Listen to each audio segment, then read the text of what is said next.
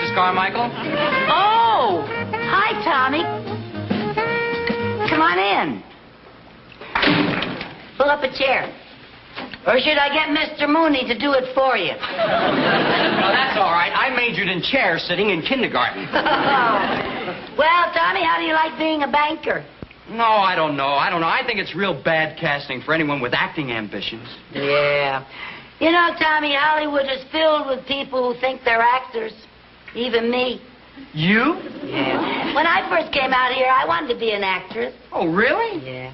Took me a long time to realize that I just did not have it. Well, everybody can't be another Annette Funicello.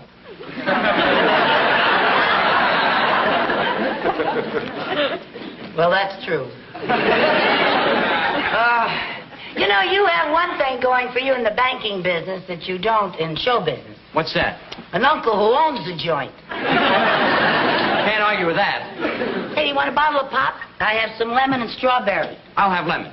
Let's see, that's under C. C for lemon? Yeah, call lemon.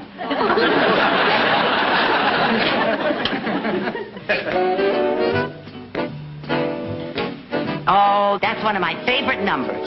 No kidding. That's one of my favorite songs, too. Really? Yeah, especially that arrangement. Ah. Well, there's a kind of walk you walk when the world's undone you.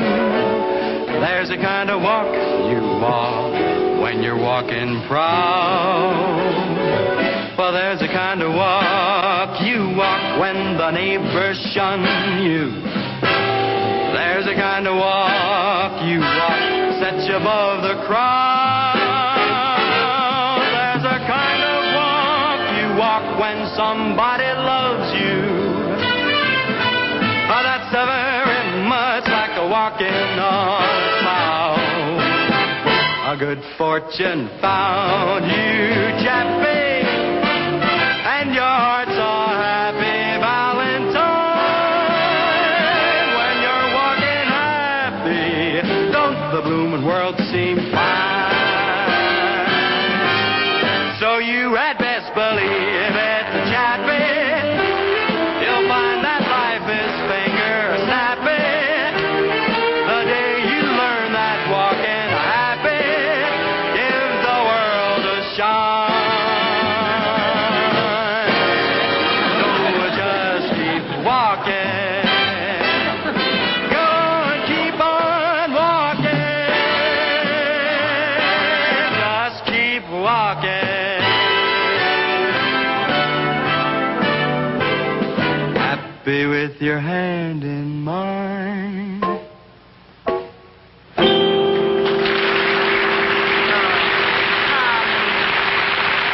That was darling.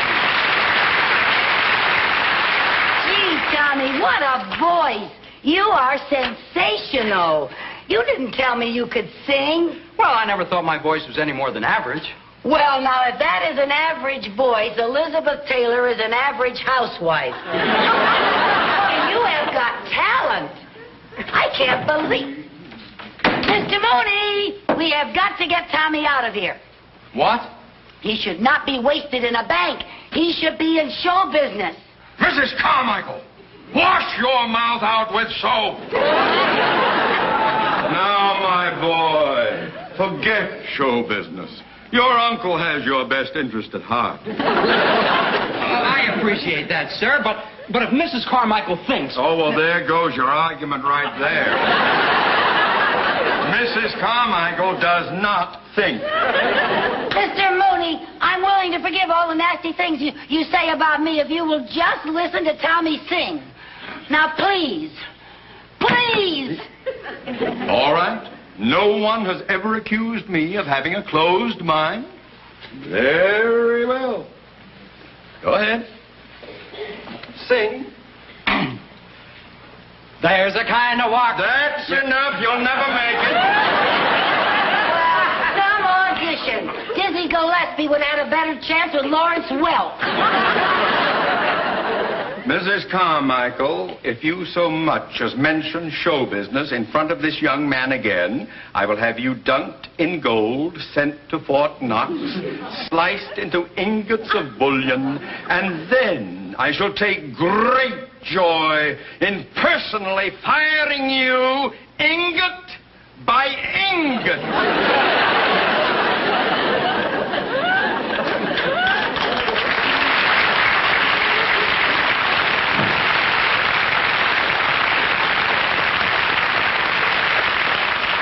Ingot by ingot. Who's he think he is, Goldfinger? Mrs. Carmichael, look, I really appreciate your interest, but I don't want you getting into trouble. Oh, who needs this job? I'm getting my Social Security in another 40 years. Anyway, I think you're so good, I'm willing to take the risk. Oh, thanks, but I don't think that it's... Tommy, you know what? We got to get you an audition. An audition? Yeah. And why not go right to the top? Nelson Penrose. Nelson Penrose? The movie producer? Yeah. You know him? Well, practically. A friend of mine is secretary to one of his secretaries. Oh, really? Yeah. Oh, the closest I ever came was meeting the gatekeeper's brother-in-law. Yeah, well, Mary Jane, my friend, knows him, and she'd be very glad to do me a favor. How will I ever be able to thank you? Oh, that's all right. Don't you even think about that. Of course, when you get to be a big star, if you ever need a leading lady, this player, an extra. Okay, I'll be president of your Fort Knox fan club.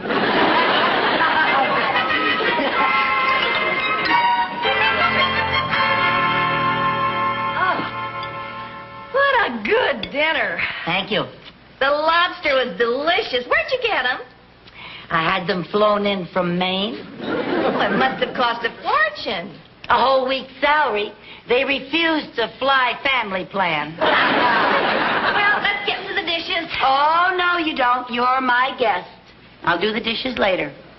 Well, after all, you put in our day at the studio, and I want you to just sit and relax, and we'll talk. Lucy, I get the feeling you're about to ask me for a favor. A favor? Now, when did I ever ask you for a favor? Well, let's see. Tuesday, you borrowed $5. Wednesday, I went shopping for you. Thursday, I picked up your laundry. Friday, you borrowed my car, and that's my dress you're wearing. You've had it for over 2 weeks. What about the green dress I loaned you last month? That was my green dress, and you were returning it. Oh, you got a memory like an elephant. And an appetite to match.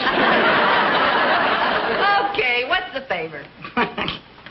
Mr. Cheever's nephew down at the bank has the greatest voice you have ever heard. He is just sensational. He sings up a storm. He's a natural personality and everything.